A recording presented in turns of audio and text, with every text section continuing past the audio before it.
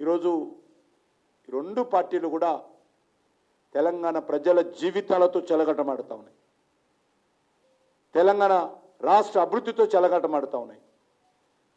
తన రాజకీయ స్వార్థం కోసం తెలంగాణ ఏమైపోయినా పర్లేదు, తెలంగాణ ప్రజలు ఏమైపోయినా పర్లేదు, నేను నా కుటుంబము, నేను నా ముఖ్యమంత్రి పదవి అనే విధంగా కాంగ్రెస్ పార్టీ బీఆర్ఎస్ పార్టీ వ్యవహరిస్తూ ఉన్నాయి.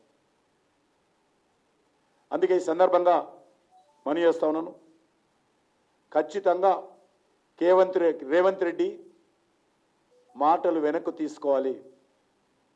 ఇప్పటికే పోలీస్ స్టేషన్లో కంప్లైంట్ చేశాము. ఒక ముఖ్యమంత్రి స్థాయిలో వ్యక్తి కనీసం ఏ ఆధారం లేకుండా మాట్లాడము,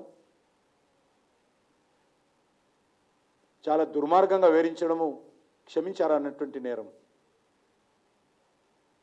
అవసరమైతే ముఖ్యమంత్రి మీద మేము న్యాయస్థానానికి వెళ్ళడానికైనా వెనకాడము.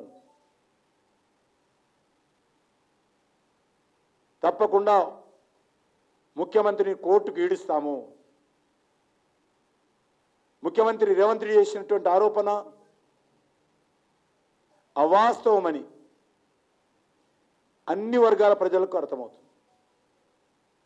ఒక సీఎం అయి ఉండి ముఖ్యమంత్రి స్థాయిని ఆయన దిగజారుస్తున్నాడు. ఆయన ఇంకా ఒక పార్టీ నాయకుడు అనుకుంటున్నాడు తప్ప ముఖ్యమంత్రి అనుకోవడం లేదు.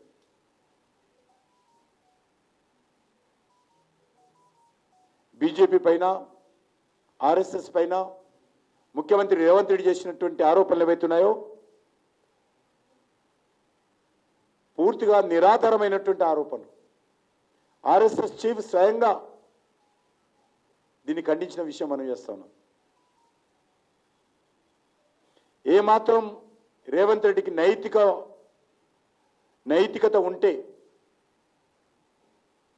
నేను ఒక ముఖ్యమంత్రి అని భావిస్తే చేసిన ఆరోపణలు వెనక్కి తీసుకోవాలి, బహిరంగ క్షమాపణలు చెప్పాలి.